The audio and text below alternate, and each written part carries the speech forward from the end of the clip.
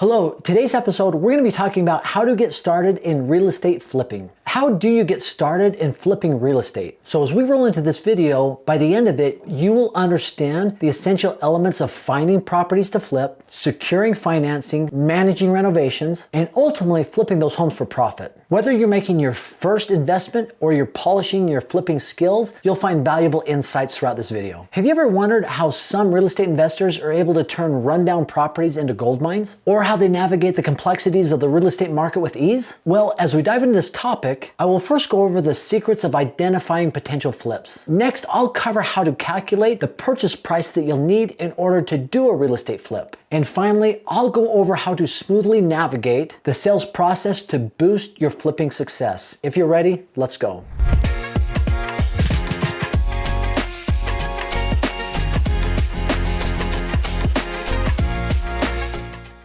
So let's talk first about identifying potential flips. Now, if you're looking for properties to potentially flip, there are a few guidelines that are really important to understand that can make a big difference in your success on flipping real estate. And here they are. Number one, you've got to get the property at a discount. And you might ask yourself, where are discounted properties? Where do I find them? If you're looking for discounted properties, you typically need to be looking at pre-foreclosures, foreclosures, or auction sites. And there's many different ways to find these, whether it's a software, whether you're going to the county office, whether you're going online to find auction sites that are selling properties in your area. There are numerous different places to be able to find discounted properties. Because if you do not get a discounted property, it's going to be extremely hard to engage in this real estate flipping strategy. Now, obviously, it can be done without software or going to the county or even going to auction sites. But here's what you need to understand. You're looking for two elements to find a discounted property, either a distressed seller or a distressed property. Distressed seller is just that, somebody who is distressed and by selling their property would solve a lot of their problems. However, under that problem of selling their home, there's usually a lot of underlying problems that they have that are important to understand. So when you go to this person, if you make it purely transactional, it's probably going to be a turnoff. So if you go to them, how can I solve your problem and what can I do in addition to buying your home that will help you to make this process as smooth as possible? If you go in with that type of mindset, you are going to be in a position to purchase that property probably well and beyond other people by just approaching it transactionally.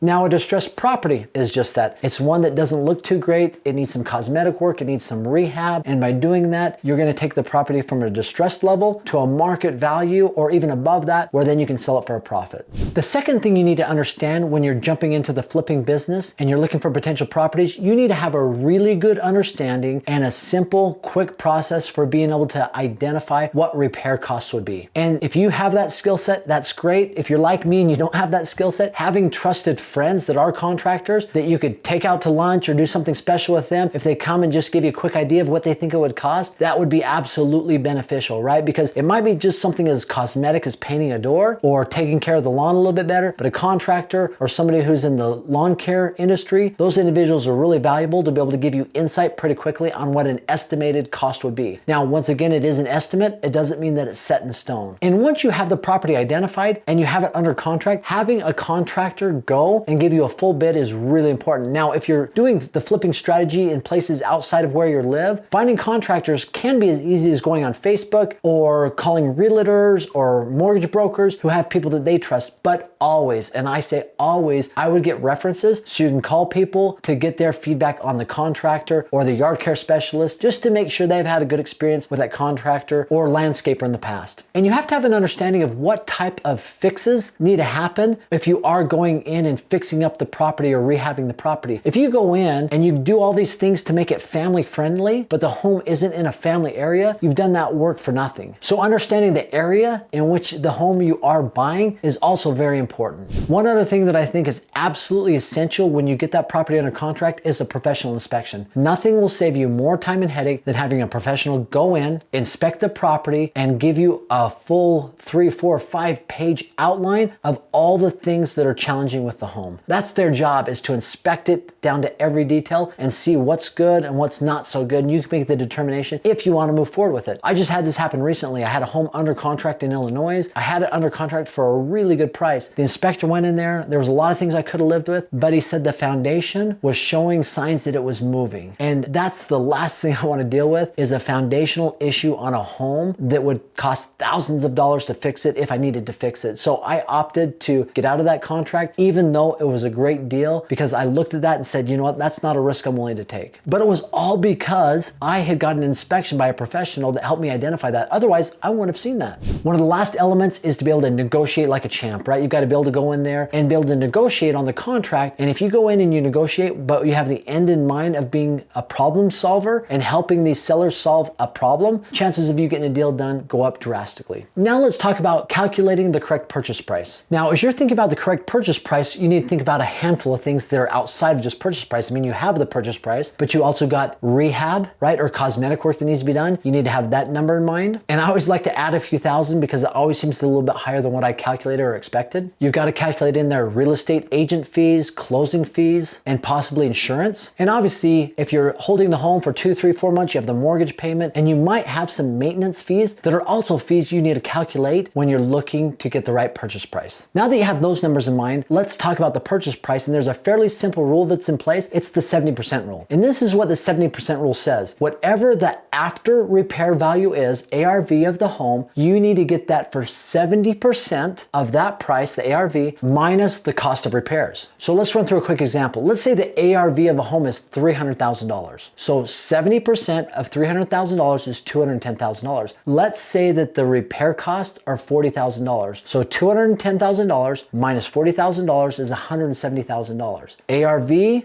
is 300. That means you need to get for 170. Now, the person might only be selling it for $220,000, maybe $200,000 because it's a little bit run down. And you know, based on the research you've done, you've looked in the area, you've looked at comps, and a lot of homes are selling between $290,000 to $310,000. So you've come up with $300,000. You'll work your way backwards, reverse engineer to get the price that you need to purchase it at. Now, the 70% rule isn't perfect, but it's an absolute great guideline. Now that you've found the right home, you've gotten it at a great price, you've got all the costs factored into it, let's talk about selling the home. So what does this process look like? Well, first off, most people who are looking to flip homes, they get a little overzealous and they price the home after it's repaired at a really high price. And they might be thinking, well, shoot, if somebody offers me that, great. If somebody offers me a little bit below that, I'm still okay. But I would recommend pricing the home realistically, because if you have to sit on that home for months, every single month you're paying a mortgage on that, the profit that you're going to make significantly goes down. So list the home at a realistic price. And I know sometimes that might be hard because you've put sweat equity into it. You've maybe even done some of the repairs yourself, but there are plenty of websites that will give you an overall general idea what a realistic price is. Second thing is I like to enlist the help of realtors. I do like realtors. They are the ones who have a lot of different people that are looking to buy homes. They can bring you a whole pool of potential buyers that you might not be able to get on your own. And so I think most people probably realize that that's the case, but I've talked to a few flippers that say, I never use realtors, and it doesn't break my heart, but it makes me feel bad because I've seen great things happen when I utilize realtors. And one of the final pieces is going on to Facebook and listing that property. Facebook is actually an amazing place to conduct real estate transactions. There are Facebook groups specific for flipping property. There's Facebook groups specific for buyers and sellers. So going on there and listing a property is absolutely crucial. But one piece of advice I will give you if you are listing on Facebook is to be a good copywriter or to review the copy that you're writing about that home numerous times. You want it to stand out. You want it to sound good. And I've seen people that just say, hey, I'm selling this home at this price. I've seen people that give a full description of it and all the benefits. And those are the posts that get tons of comments.